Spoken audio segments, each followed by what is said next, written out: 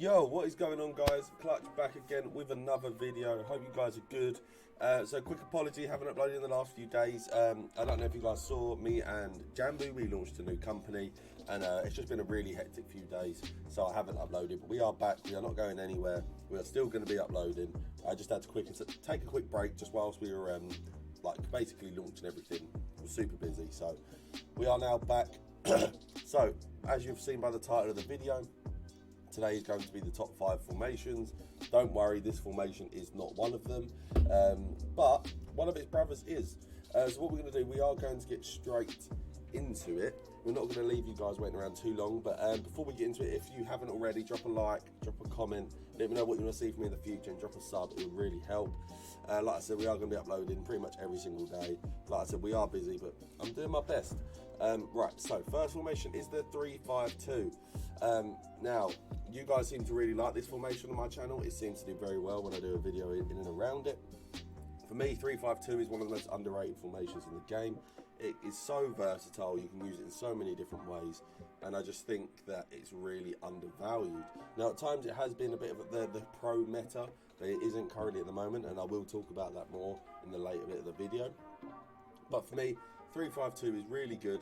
The key things you need to use with it, you need the cam on stay forward, you need to keep him up and attacking, and you need those wide players to come back and forth. So you need them on come back on defence, and in my opinion, you need them on stay wide. So that is usually to just basically work as a fullback to help you defend when you are in transition from attacking to defending. But yeah, the 3-5-2 is a very good formation. You'll be absolutely fine using it. Like I said, it is a bit harder defensively just because you have 3. But you do also get the 2 CDMs and the wide players who come back as well. So, like I said, a pretty good formation.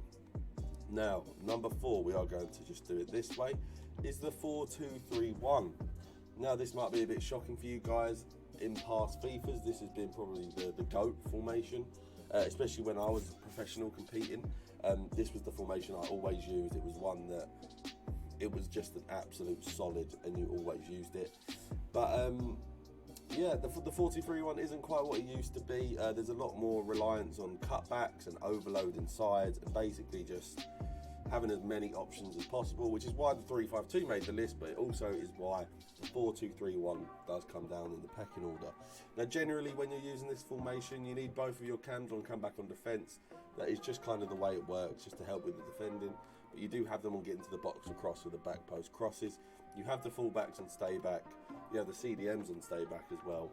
Like I said, it is a pretty defensive formation, and it is why it has fallen down the list in terms of the FIFA meta. Now, the 4-4-2 is going to be number 3. Now, this is the formation that I currently use. It's the formation that I personally enjoy using. Now, should I probably use the number 1? Yes. But also, FIFA's about having fun. And 4-4-2 for me provides the most fun, like, out of any of the formations in the game. Obviously, you have your back 4, which are there for defending. But pretty much these top 6, like the 2 CDMs are on stay back, but they do still kind of go up and down. And for me, just having the width, I do have both wingers on cut inside, and I think that does help a lot. They kind of sit in between these little middle areas. Yeah, the 2 wingers on cut inside. I don't touch the strikers on their instructions, but for me, 4-4-2 is a really balanced, free-flowing formation that basically allows you to do whatever the hell you want. Now, some formations like the 4-2-3-1 are better because they're more based around structure and actually the way you want to play. You have to kind of base it around the formation. But for me, I just want to have fun, use skill moves, play good football. And yeah, 4-4-2 is the best one to facilitate that, and I still think it is a very, very good formation.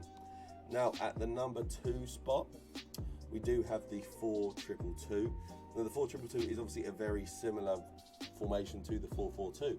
The main difference is obviously being CDMs compared to CMs and the cams compared to the left mid, right mid. Now, obviously, the way I play the 4-4-2 kind of works like the 4-2-2-2, but I do find that basically these cams, I just don't find they get as involved enough for me personally. And again, I do find it because of the DMs, they just need to be involved in the build-up play a little bit more, whereas I don't feel like that's necessarily the case with the 4-4-2 when you're using just flat CMs. So that's the only reason why I don't use the 4-2-2 over the 4-4-2. But I think if you spoke to most people, they would generally say the 4-2-2 is better.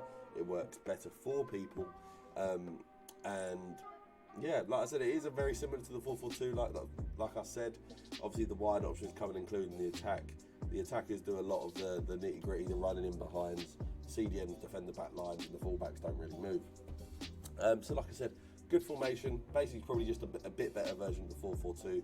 Just for me personally, I prefer using the 4-4-2. Now, at the number 1 spot, and maybe not what people were expecting, if you're included into the competitive scene, then you'll know this is the number 1. It is the 4-3-2-1. Now, obviously, they made some changes with it this year, obviously with the centre forwards compared to left forward, right forwards. Obviously, it doesn't do anything to the look of the formation, but they have said they'll basically change the positions. Now, the way this ends up working is you basically use this one CM as like a defensive centre mid. Then basically your right centre forward ends up working as like a right mid on defensively, and then your left centre mid ends up working as a left mid when you're defending. But when you're going forward, those two wide centre mids, they push up alongside the two strikers and the two centre forwards and the striker, sorry. And as well, you have the fullbacks on overlap and like join the attack. And basically, you just have an absolute flurry of attacking options. But when you are defending, it basically goes into a 4-4-2. Now, I haven't used this enough to personally 100% vouch, but you can generally tell if something is the best in the game when everyone's using it. And everyone in the pro scene is using this 4-3-2-1. If you want to see me do a breakdown on this properly and really go through it, set it up, see what I think of it, let me know in the comments, drop a like.